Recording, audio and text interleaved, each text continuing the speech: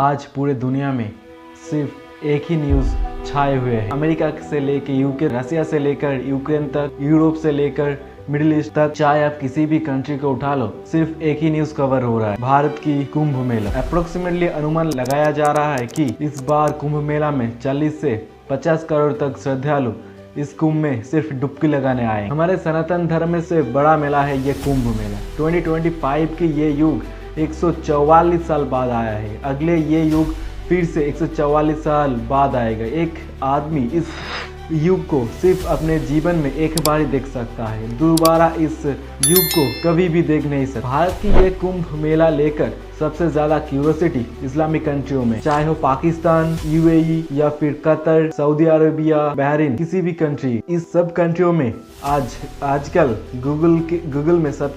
आजकल Google trends चल रहा है भारत की कुंभ मेला। सर्च लिस्ट में सबसे ज्यादा सर्च किया जा रहा है भारत की कुंभ मेला। भारत में नदियों को पहले से ही पवित्र माना गया। इस पवित्र नदियों में एक बार डुबकी लगाने से सिर्फ इस जन्म का नहीं, पहले जन्म की पाप भी धुल जाएगा। इस पवित्र नदियों में से कुछ खास पवित्र नदी है, जैसे भारत की माँ गंगा, सरस्वती, यमुना, कृष्णा, कावेरी और भी बहुत सारे नदी भारत में मौजूद है। इनसे 3 नदी माँ गंगा, सरस्वती, यमुना की संगम स्थल प्रयागराज नाम से एक शहर बसा हुआ है। इस प्रयागराज में लगने वाला है 2025 की महाकुंभ मेला। इस कुंभ मेला की हिस्ट्री एग्जैक्टली किसी भी हिंदू एंशिएंट किताबों में नहीं मिला। कुंभ मेला को लेके भारत की इतिहासकारों ने एक डिटेल्स निकाला, जो स्टोरी आपको सुनाने जा रहा है। कुंभ एक संस्कृत वर्ड है जिसका मतलब कलश या घड़ा, अंग्रेजी में जिसको पीचर कहा जाता। इस कुंभ मेला की स्टोरी सनातन धर्म की समुद्र मंथन से जुड़ा हुआ है। भारत में ऋषि दुर्वासा नाम की एक प्रसिद्ध ऋषि, हिंदू धर्म में मानता है कि इस ऋषि दुर्वासा का जन्म भगवान शिव की एंगर से हुआ। एक बार इस ऋषि दुर्वासा को भगवान इंद्र से नाराजगी हुई। इस नाराज को लेकर भगवान इंद्र को और पूरे देवकुल को ऋषि दुर्वासा ने श्राप दिया, भगवान की क्षमता कम हो जाएगा। इसी मौके का फायदा उठा के दानवों ने देवकुल को हड़प लिया। बात को लेकर सारे देवताओं ने भगवान विष्णु के पास पहुंचा और उनके सारे जानकारी। भगवान विष्णु ने सारे देवताओं को एक मार्गदर्शन कराया। अगर सारे भगवान इस मार्ग से चलेगा तो वापस देवकुल आपके पास आएगा। उस मार्ग था समुद्र मंथन। समुद्र मंथन करना होगा। इस समुद्र मंथन से अमृत कलश निकलेगा, जिस अमृत को पीकर देवताओं ने अमर हो जाएगा और वापस देवकुल वापस लौट आएगा। लेकिन इस समुद्र मंथन में एक कंडीशन था। इस समुद्र मंथन सारे देवताओं मिलकर नहीं कर पाएगा, इसीलिए दानवों का इस समुद्र मंथन का जरूरत होगा, एक हिस्सा बनाना होगा। इस बात को सारे भगवान ने माना और समुद्र मंथन की शुरुआत की। इस समुद्र मंथन में मंदारा पर्वत को मेन हिस्सा बनाया गया है, जिस पार्ट को घुमा के अमृत कलश निकालेगा, और वासुकी नाग को रोप जैसे इस्तेमाल की गई। वासुकी नाग को इस मंदारा पर्वत के चारों ओर घुमा के दोनों तरफ, एक तरफ सारे भगवान और एक तरफ सारे दानवों दोनों पकड़कर घुमाने लगे। समुद्र की खाई इतनी ज्यादा थी, इस पर्वत गहराई तक जाने लगी। इससे बचाने के लिए भगवान विष्णु ने टॉर्टोइस की रूप धारण की और मंदारा पर्वत को अपने पीठ पर बैठा लिया। इसी टॉर्टोइस भगवान विष्णु की दूसरी अवतार थी, जिसको कूर्मा नाम से पूरे संसार जानते हैं। इस समुद्र मंथन से कुल 14 चीज निकली थी। पहले निकला हलाहल बीज। इस हलाहल बीज को कोई भी भगवान, कोई भी दानव धारण करने का राजी नहीं था, इसीलिए सारे भगवान दानव मिलके भगवान शिव को शरण लिया कि आप इस हलाहल बीज को धारण कर लीजिए। इसे धारण करने में ही सारे संसार बच पाएगा। अगर इस हलाहल बीज को नहीं धारण किया गया तो सारे संसार खत्म हो सकता है। इसीलिए भगवान शिव ने इस हलाहल बीज को अपने कंठ पर धारण कर लिया। इस बीज का तीव्रता इतनी ज्यादा थी कि भगवान शिव की कंठ इस बीज की तीव्रता से नीला पड़ गया। इसीलिए भगवान शिव को सारे संसार नीलकंठ कहकर पुकारने लगे। इसके बाद कामधेनु गाय, ऐरावत हाथी, कल्प वृक्ष, अप्सरा रंभा, पंचजन्य शंख, माता लक्ष्मी, पारिजात वृक्ष, सरंख धनुष जैसे और भी बहुत चीज इस समुद्र मंथन से निकला। इस समुद्र मंथन से अंतिम निकला अमृत कलश। इस अमृत कलश जब निकले तब दानव और देवताओं के बीच में इस अमृत कलश को लेकर विवाद छिड़ गया, संघर्ष शुरू हुआ।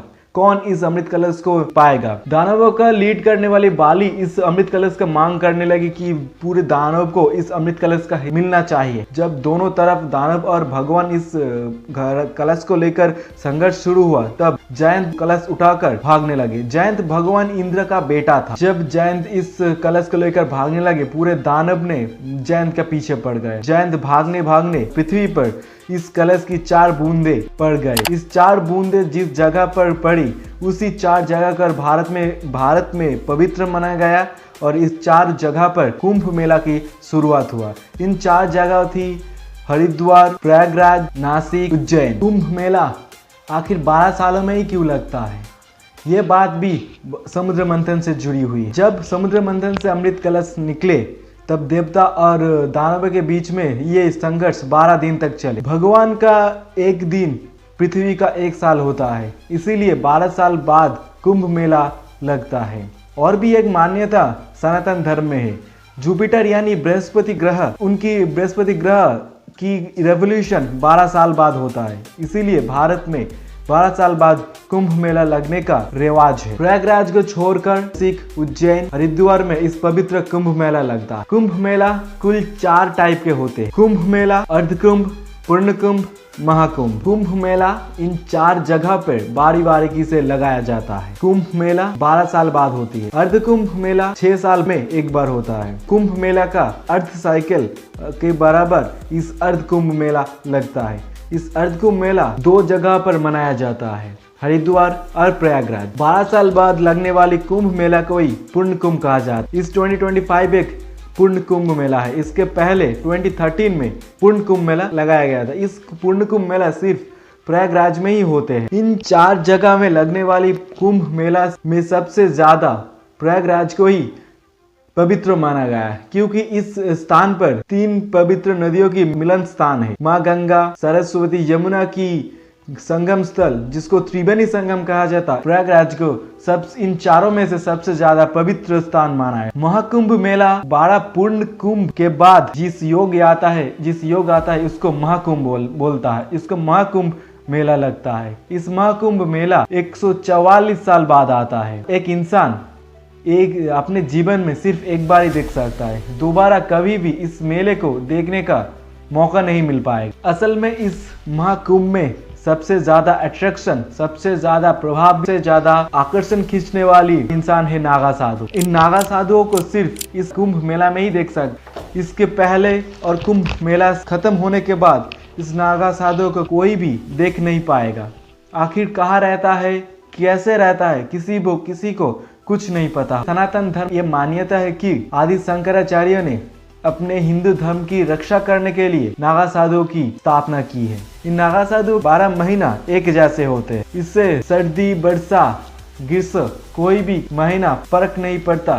नागा साधु की फौज इतनी बड़ी है, इसको रखने के लिए 13 अखाड़ा मौजूद है। 13 अखाड़ा का मतलब जहाँ रेसलिंग खेला जाता है। भारत में कुल 13 अखाड़ा है। इस 13 अखाड़ा है जूना अखाड़ा, निरंजनी अखाड़ा, महानिर्वनी अखाड़ा, अटल अखाड़ा, निर्मयी अखाड़ा, आनंद अखाड़ा, आहवन अखाड़ा, पंचगनी अखाड़ा, नागपंथी गोरखनाथ अखाड़ा, वैष्णव अखाड़ा, उदासीन पंचायती बाबा अखाड़ा, उदासीन नगा अखाड़ा, निर्मल अखाड़ा, किन्नर अखाड़ा। इनमें से सबसे पुराना, सबसे बड़ा अखाड़ा है जूना अखाड़ा और सबसे नया अखाड़ा है किन्नर अखाड़ा, जिसको 2015 में स्थापना की गई। इस 2025 की कुंभ में बजट रखा गया तकरीबन 7,500 करोड़, जहां इसके पहले कुंभ जो 2013 में लगा, उस पूर्ण कुंभ में 1,300 करोड़ की बजट रखा गया। इस साल लगभग 6,200 करोड़ ज्यादा पैसा लगाया गया है। 2013 की उस पूर्ण कुंभ मेला में तकरीबन 12,000 करोड़ की रेवेन्यू जनरेट हुआ और इस बार अनुमान लगाया जा रहा है कि लगभग 2 से 2.5 लाख करोड़ की मुनाफा इस कुंभ मेला से होगा। यह भी अनुमान लगाया जा रहा है कि इस मेले में 40 से लेकर 50 करोड़ तक श्रद्धालु आएगा, जो रसिया और अमेरिका की टोटल कुल आबादी है। इस सेंचुरी में सबसे प्रसिद्ध व्यक्ति स्टीव जॉब्स, जिसका एप्पल नाम की कंपनी है, उसकी वाइफ भी आए हुए हैं और सनातन धर्म को अपनाया है। आज पूरे विश्व ये बात मानने पर मजबूरी है कि आज पूरी दुनिया में सनातन धर्म का डंका बज रहा है। इस कुंभ मेला में सिर्फ इंडिया से नहीं, फॉरेन से बहुत श्रद्धालु साधु आए हुए हैं। ये सिर्फ इंडिया का नहीं, पूरे दुनिया का सबसे ज्यादा लोग गैदरिंग इवेंट है। इवेंट को स्पेस से भी दिखाया जा रहा है। दुनिया में स्पेस से दिखाए जाने वाले पहला और आखिरी इवेंट इस कुंभ को ही माना जाता है।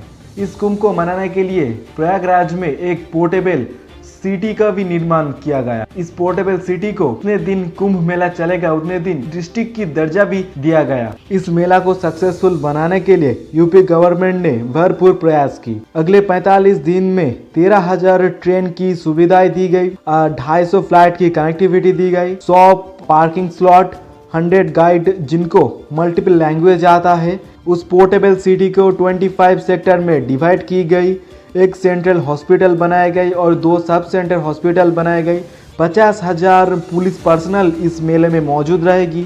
100 से ज़्यादा इमरजेंसी एम्बुलेंस इस मेले में खड़ी रहेगी। मेले की हर मोमेंट नज़र रखने के लिए हजारों संख्याओं से भी ज़्यादा AI एनेबल कैमरा और 30,000 CCTV कैमरा इस मेले में लगाए गए। ये सिर्फ एक मेला नहीं, एक स्पिरिचुअल गैदरिंग है जहां दुनिया की हर तरफ से श्रद्धालु आते हैं। क्या आप इस मेले में जाएंगे? कमेंट में जरूर बताएं। अगर आप के मेले में पहुंच गए तो आपका कैसा अनुभूति है, कैसा अनुभव रहा, कमेंट पे वो भी बात बताना।